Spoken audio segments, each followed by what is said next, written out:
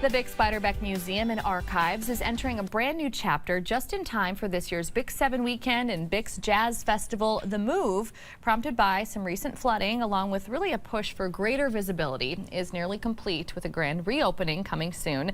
Director Nathaniel Kraft joins us now with a sneak peek at the progress and what it all means for preserving the Bix legacy. Nathaniel, thank you for being here today. Thanks for having me. Yes, absolutely. And you brought some really cool stuff with you. So I'm excited to talk with you. A lot of people may not even know that you guys were embarking on this big move. It is a very big deal for the museum and archives. Talk a little bit more about why your team decided that this was the right move. Yeah, in 2023 we flooded and we were closed for about 6 months. And we've been in the lower level of the Redstone building since 2017. It hasn't been very visible. There's like 8 or 9 tenants. Look at that, yeah. And due to the flooding, we decided maybe we need to get out and find a place that's a little bit nicer. So we found a place downtown Davenport, so we don't have to move too far, and it's going to be on the first floor. Hopefully no more flooding. It's on the north end of 2nd Street, so the water shouldn't reach us. And people can see us just walking down the street now. That is really, really nice. I mean, when you talk about visibility, I mean, I assumed that's what you meant. And it's like the accessibility of just getting that person in off the street potentially that wants to come and learn a little bit more. So that's got to be very cool. Anything else that this new location kind of offers that's different? I mean, aside from that visibility aspect of it?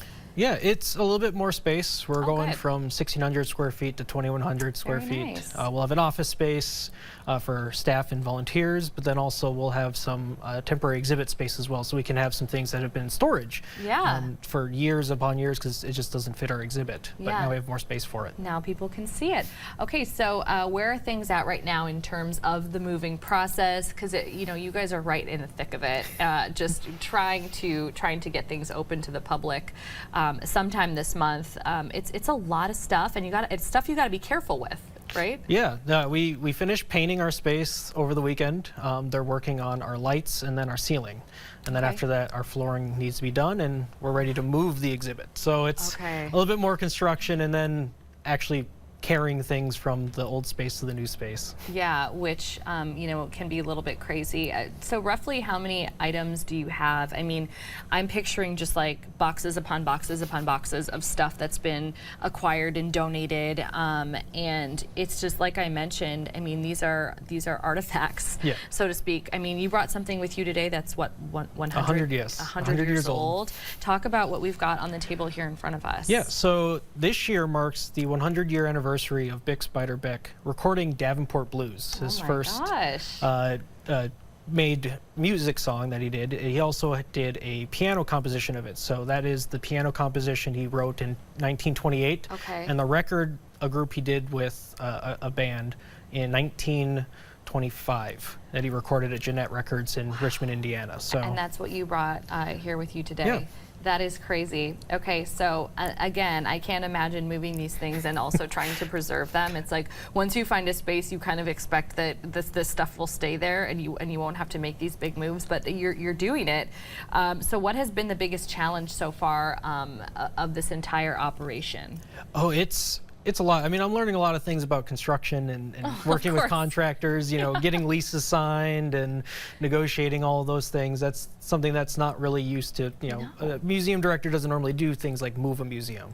You know, and making sure the objects are okay. I mean, that's a big thing. We have 3 pianos. 2 of them are north of 800 pounds.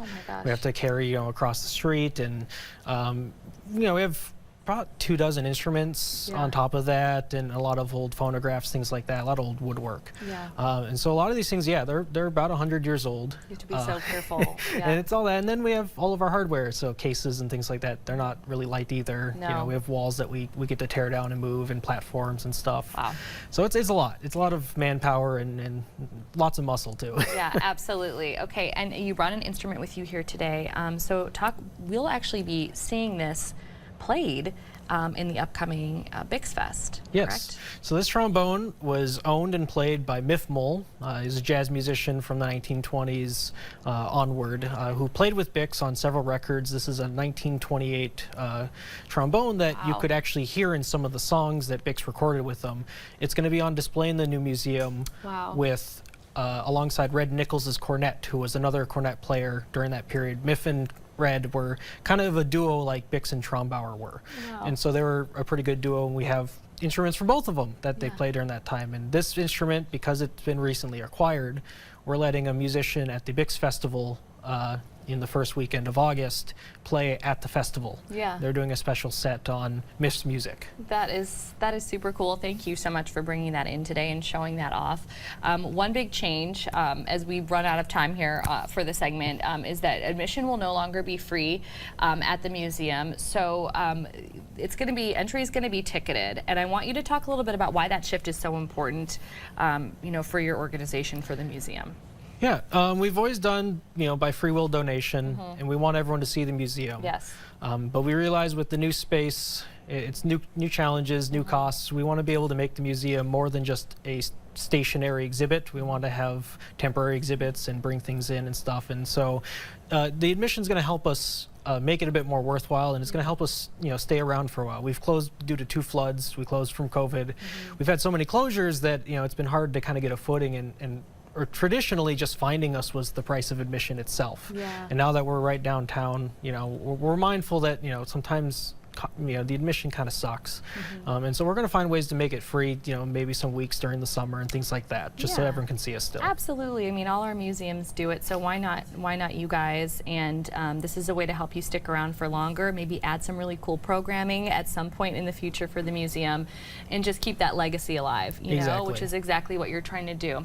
Okay, the new Bix Beiderbecke Museum and Archives is located at 112 West 2nd Street in Davenport. You can also visit them on the web anytime at bixmuseum.org. We'll be looking forward to your big grand reopening announcement. Nathaniel, thank you so much for being here today and bringing all this really cool stuff. Yeah, thank you so much for having me. Absolutely.